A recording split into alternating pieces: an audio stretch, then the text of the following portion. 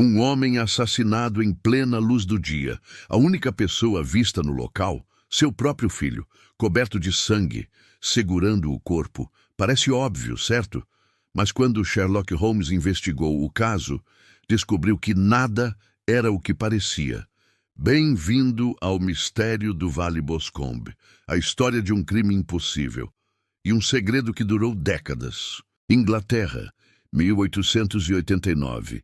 O Vale Boscombe, uma região rural pacata e isolada. Pelo menos até o dia 3 de junho. Charles McCarthy, um proprietário de terras de 60 anos, saiu de casa por volta das 3 da tarde, a caminho do Lago Boscombe. Ele tinha um encontro marcado. Apenas 14 minutos depois, seu filho James, de 28 anos, seguiu na mesma direção. Ele carregava uma espingarda. Uma testemunha, a senhora Moran, viu tudo de longe. Pai e filho se encontraram. Discutiram violentamente. Ela viu o velho Charles levantar a bengala como se fosse atacar James. Assustada, ela desviou o olhar por um instante. 16 minutos depois, a tragédia. James McCarthy foi encontrado ajoelhado ao lado do corpo do pai. O crânio de Charles estava esmagado. Havia sangue por toda parte. James, em desespero, gritava: "Eu não fiz isso. Encontrei meu pai assim." Para a polícia, o caso parecia resolvido. James seguiu o pai com uma arma, testemunhas confirmaram a briga violenta e ele foi encontrado sozinho, coberto de sangue. Não havia mais ninguém por perto. James McCarthy foi preso, acusado de assassinato. A sentença esperada era a forca. Mas James jurava inocência e sua história era perturbadora. Ele disse: "Eu ouvi meu pai gritar. Corri até ele e o encontrei caído, morrendo. Suas últimas palavras foram muito estranhas. Algo sobre um rato. Não vi ninguém fugindo. Ninguém."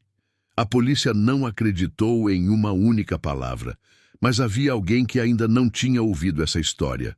Sherlock Holmes. Elise Turner, filha do fazendeiro vizinho e apaixonada por James, convenceu seu pai a contratar o maior detetive da Inglaterra. Holmes estudou o caso e imediatamente percebeu que as coisas não se encaixavam. Primeiro, as últimas palavras. Por que um homem morrendo falaria sobre um rato, a menos que não fosse sobre um rato? Segundo, a arma do crime. O crânio foi esmagado por um objeto pesado e rombudo. A espingarda de James estava intacta, sem uma gota de sangue. Onde estava a verdadeira arma? E, por fim, a cena do crime. Holmes visitou o local e encontrou algo que a polícia ignorou completamente: pegadas de um terceiro homem. As marcas eram de botas quadradas e desgastadas. O homem era alto, com cerca de 1,80 m e mancava da perna esquerda. Havia também marcas no chão que mostravam que ele esperou, escondido atrás de uma árvore. Holmes interrogou James na prisão, que revelou mais um detalhe estranho. Havia algo no chão, uma capa. Parecia ser de pele de coelho cinza. Mas quando olhei de novo, tinha desaparecido. Holmes refletiu. Pegadas de um homem manco, uma capa de coelho que sumiu. Últimas palavras incompreensíveis. Com essas peças em mente, ele decidiu fazer uma visita a John Turner, o homem mais rico do vale, o pai de Alice, e lá ele descobriu algo chocante. Quando Holmes entrou na mansão de Turner, ele notou imediatamente. Turner mancava, da perna esquerda, e pendurada no cabideiro estava uma capa de pele de coelho cinza. Holmes sorriu com a certeza de quem acabara de resolver o quebra-cabeça. "Senhor Turner, eu sei que foi o senhor. As pegadas, a capa, tudo aponta para si, e eu sei o porquê." Turner desabou, derrotado, décadas de segredos desmoronando diante dele. "Como descobriu-te?" ele perguntou. Holmes respondeu. As últimas palavras de Charles não foram sobre um rato. Ele tentou dizer Ballarat, não é mesmo? E então, o segredo sombrio veio à tona. Turner confessou tudo.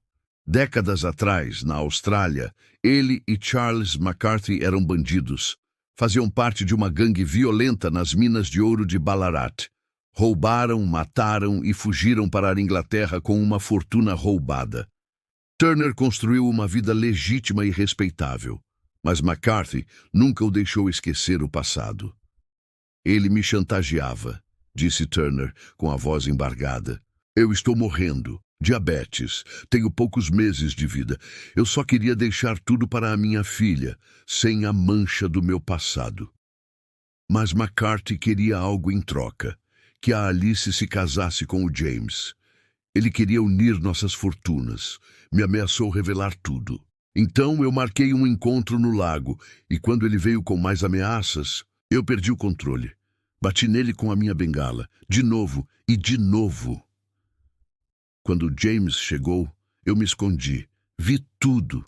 Vi o rapaz inocente ser culpado pelo meu crime. Turner chorou. Eu sou um homem morto de qualquer forma, Sr. Holmes, mas a minha filha, ela ama o James. Se ele for enforcado, ela nunca vai se recuperar. Holmes tomou uma decisão rara e polêmica.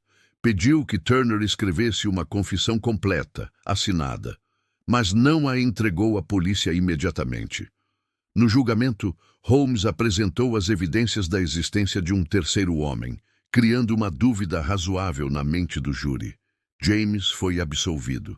John Turner morreu 2 semanas depois, na sua cama, rodeado pela filha, que o amava. A confissão só foi entregue às autoridades após a sua morte. O Dr. Watson questionou essa escolha moralmente complexa, mas Holmes defendeu a sua decisão. Turner era um homem morto. Nenhuma forca o alcançaria. James era inocente. E Alice merecia ter o pai ao seu lado nos seus últimos dias. Que tipo de justiça seria destruir 3 vidas de uma só vez? Meses depois, James pediu a Alice em casamento. Ela aceitou. Eles herdaram as propriedades e viveram em paz. Charles McCarthy foi enterrado como um homem respeitável. John Turner como um benfeitor da comunidade. E a verdade permaneceu escondida, até hoje. O mistério do Vale Boscombe nos mostra que o passado nunca morre de verdade, que a verdade raramente é simples e que, às vezes, a justiça não é preto no branco. Você concorda com a decisão de Holmes? Deixe sua opinião nos comentários.